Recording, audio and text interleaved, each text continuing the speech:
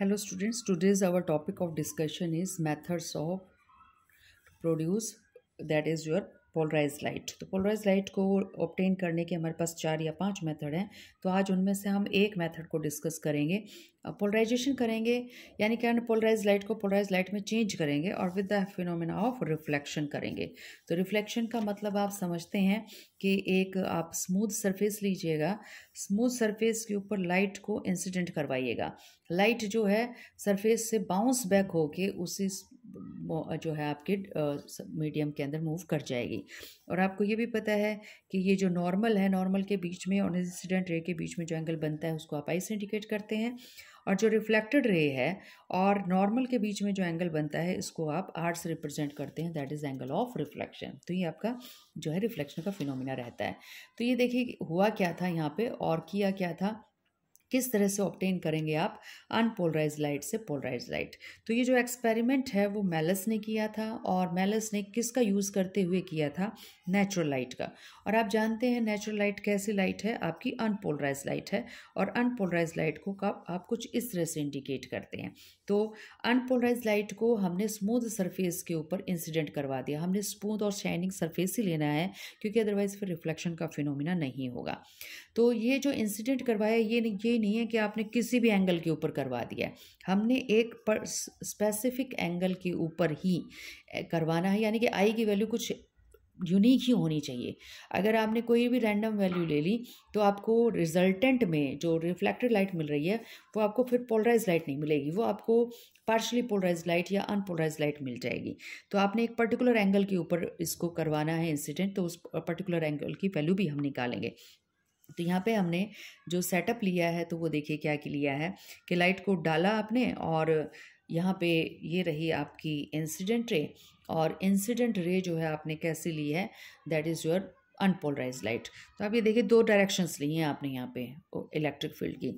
एक तो जो आपकी ये डॉट है वो ये दिखा रही है कि इलेक्ट्रिक फील्ड पेज से बाहर और पेज के अंदर जा रही है, और ये जो पैरेलल वाली लाइन है वो इंडिकेट कर रही है कि इलेक्ट्रिक फील्ड जो है आपकी इस पेज के ऊपर ही इस तरह से इंक्लाइंड है। तो ये आपकी पार्शली पोलराइज लाइट कंसिडर कीजिएगा एक तरीके से, या फिर आप इसको अनपोलराइज लाइट भी दिखा सकते हैं एज यू विश। तो ये एंगल जो है आपका, ये एंगल आपका क्या कहलाएगा, एंगल ऑफ इंसिडेंस। और ये आपके पास क्या हो गया, आपका नॉर्मल हो गया। ये एंगल आपका क्या कहलाएगा, एंगल ऑफ रिफ्लेक्शन। ठीक है, तो एंगल ऑफ रिफ्लेक्शन की हमें ज़्यादा ज़रूरत पड़ेगी नहीं, तो लेकिन फिर भी हम ले लेते हैं। जब भी आप किसी मटेरियल के ऊपर लाइट को इंसिडेंट करवाते हैं तो दो तरह के फिनोमिना हो सकते हैं कि लाइट रिबाउंड होके या रिबाउंस होके उसी मीडियम में चली जाए, या लाइट जो है थोड़ा सा अपना डायरेक्शन चेंज करते हुए अगले मीडियम में मूव कर जाए। तो ये आपके पास जो है ये रिफ्रैक्टेड लाइट है, और रिफ्रैक्टेड लाइट जो आपको मिलने वाली है वो मिलने वाली है पार्शली पोलराइज्ड, और जो आपकी रिफ्लेक्टेड लाइट है ये आपको मिलने वाली है पोलराइज्ड। अब पोलराइजेशन में भी देखिएगा कि पोलराइजेशन यानी जो इलेक्ट्रिक फील्ड है वो आपकी ऑसिलेट कहाँ कर रही है। तो डायरेक्शन ऑफ प्रोपगेशन तो ये हो गया, और इलेक्ट्रिक फील्ड मूव कैसे कर रही है, आपकी पेज से बाहर जा रही है, पेज के अंदर जा रही है। ये वाला कंपोनेंट मिलेगा आपको इलेक्ट्रिक फील्ड का इस पोलराइज लाइट के अंदर, जबकि आपने कंपोनेंट तो यहाँ पे बहुत सारे दिए थे। और पार्शली पोलराइज लाइट को कैसे इंडिकेट किया हमने, यहाँ देखिएगा ये कंपोनेंट आपको ऐसा लग रहा है जैसे कि बिल्कुल टोटली पोलराइज लाइट है, लेकिन बाद में हमने दिखा दिया कि बीच में इसमें अनपोलराइज लाइट भी मिक्स हुई है। तो अगर आप कुछ इस तरह से इंडिकेट कर रहे हैं कि पहले तो आपने एक ही तरह के ऑसिलेशंस दिखा दिए इलेक्ट्रिक फील्ड के, फिर आप बहुत तरह के दिखा रहे हैं, तो इस रिप्रेजेंटेशन को हमने क्या नाम दे दिया, पार्शली पोलराइज लाइट कह दिया है। तो जो इलेक्ट्रिक फील्ड है आपकी, हमने इसको पूरे फिगर को कुछ इस तरह से रिप्रेजेंट किया है वर्ड्स के अंदर कि इलेक्ट्रिक फील्ड को हमने दो कंपोनेंट्स में डिवाइड कर लिया है। आप अगर लेकर चलते ना ऑर्डिनरी सोर्स में आप कुछ इस तरह से इंडिकेट करते हैं इलेक्ट्रिक फील्ड को, और इस इलेक्ट्रिक फील्ड के आपने क्या किए हैं, दो कंपोनेंट कर लिए हैं। आपने एक वर्टिकल कंपोनेंट ले लिया और एक आपने हॉरिजॉन्टल कंपोनेंट ले लिया। तो यहाँ पर इन दोनों कंपोनेंट को कुछ इस तरह से इंडिकेट किया गया है। और ये जो दो कंपोनेंट आप जब अनपोलराइज लाइट के करते हैं तो इनका जो एम्पलीट्यूड है वो आपस में इक्वल होता है, तभी आप अनपोलराइज लाइट यहाँ पे कहते हैं कि ये अनपोलराइज लाइट है। तो आपने जो है एक कंपोनेंट जो लिया है वो परपेंडिकुलर लिया है डायरेक्शन ऑफ इंसिडेंट के, और एक कंपोनेंट आपने प्लेन ऑफ इंसिडेंस के डायरेक्शन में ले लिया है। तो जो परपेंडिकुलर वाला कंपोनेंट है उसको आप डॉट से इंडिकेट कर रहे हैं, और इस डॉट वाले कंपोनेंट को हम एस कंपोनेंट भी कहते हैं। तो जो डॉट से रिप्रेजेंट हो रहा है ना कि पेज के अंदर जा रही है इलेक्ट्रिक फील्ड और पेज से बाहर आ रही है, उसको आप एस कंपोनेंट कहिएगा इलेक्ट्रिक फील्ड का।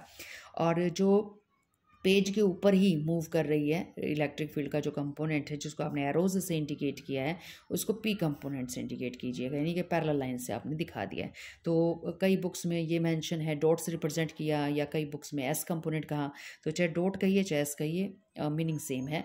और कहीं पर आपने एरो से रिप्रेजेंट किया, कभी उसको आपने पी कंपोनेंट कह दिया, तो ये जो पी कंपोनेंट है और जो एरो की रिप्रेजेंटेशन है वो आपकी सेम रिप्रेजेंटेशन है।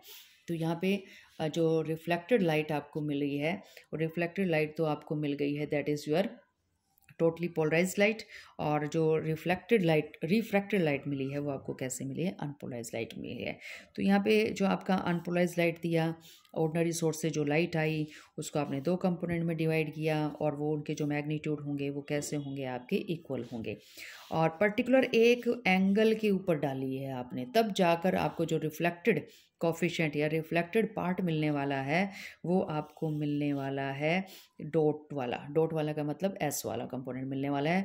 अगर एस वाला मिल रहा है तो इसका मतलब पी कंपोनेंट वहाँ पे क्या हो गया है, ज़ीरो हो गया है।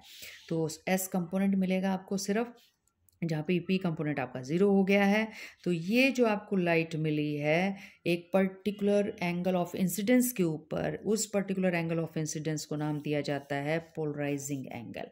यानी कि आई की वैल्यू एक पर्टिकुलर होगी, यानी कि उस पर्टिकुलर वैल्यू का नाम क्या, पोलराइजिंग एंगल कहिए या ब्रेवेस्टर एंगल कहिए, तब जाकर आपको एस कंपोनेंट मिलेगा रिफ्लेक्टेड लाइट के अंदर, यानी कि टोटली पोलराइज लाइट आपको मिलने वाली है।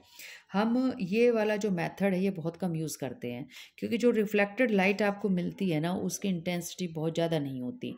तो अगर हमें कुछ दिखाई ही नहीं दे रहा तो उस लाइट का हम करेंगे क्या, तो इंटेंसिटी कम होती है, इसलिए मेथड कम यूज़ करते हैं। लेकिन ये पेपर में आपके सबसे ज़्यादा पूछा जाता है। तो ये जो एक पर्टिकुलर एंगल आपको बताया ना कि कौन से वाला एंगल होगा, तो उस एंगल को निकालने का तरीका जो है वो हमें मिलता है ब्रेवेस्टर्स लॉ से। तो ब्रेवेस्टर लॉ के अकॉर्डिंग एक पर्टिकुलर एंगल पर डालिए, तो जो रिफ्लेक्टेड लाइट है वो आपको पूरी टोटली पोलराइज्ड लाइट मिलने वाली है।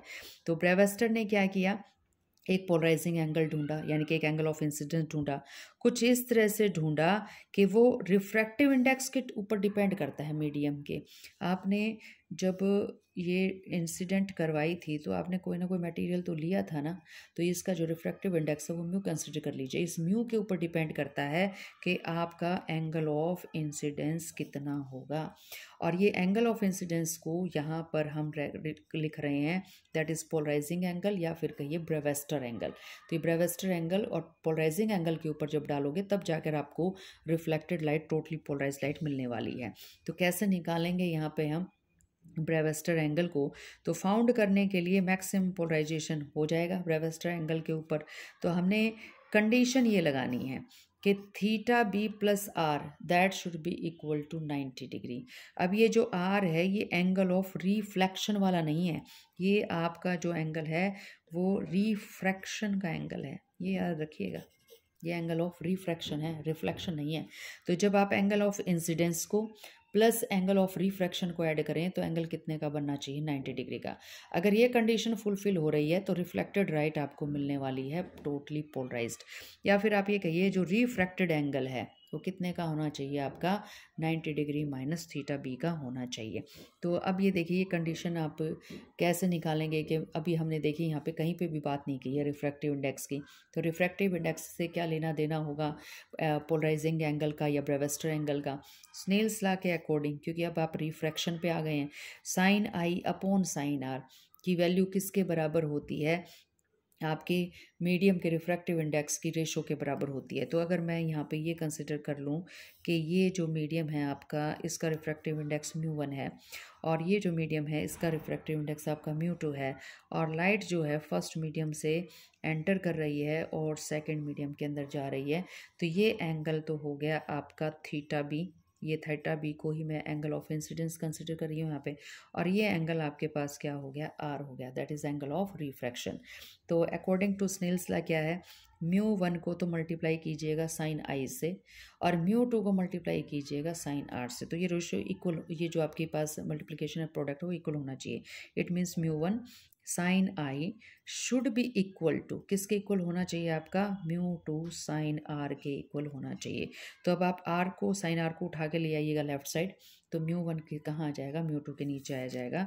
तो ये आप कुछ इस तरह से भी याद रख सकते हैं। और जो साइन आई है वही आपका थीटा भी है। और आर की कंडीशन हमने क्या रखी है कि अगर आपको पोलराइजेशन चाहिए तो आर की वैल्यू ये होनी चाहिए 90 माइनस थीटा बी के इक्वल। तो हमने आर की जगह रख दिया है 90 minus theta B, that is angle of incidence या पोलराइजिंग एंगल कहिए, या फिर इसको ब्रेविस्टर एंगल भी कह सकते हैं। तो आप देखिएगा sine 90 minus theta B, 90 minus theta B का मतलब है आप फर्स्ट क्वाड्रेंट में आ रहे हैं, फर्स्ट क्वाड्रेंट में है, 90 में से माइनस कर रहे हैं तो साइन आपका कोस में चेंज हो जाएगा, और कोस थीटा बी जो है यहाँ पे आ जाएगा। तो हमने इसको नेक्स्ट स्टेप में लिख भी दिया है कि ये हो गया आपका साइन थीटा भी ऊपर था, नीचे कोस थीटा भी आ गया, और μ2 अपॉन μ1 हो गया। और अगर हम ये कंसिडर कर लें कि जो पहला मीडियम है वो आपका एयर है, और जो सेकंड मीडियम है उसका रिफ्रैक्टिव इंडेक्स म्यू है, तो एयर के लिए रिफ्रैक्टिव इंडेक्स की वैल्यू आप जानते हैं 1 हो जाएगी। तो यहाँ पे ये आपके पास आ जाएगा म्यू के इक्वल, और ये हो गया आपका ब्रेविस्टर एंगल। तो tangent of theta B is equal to mu.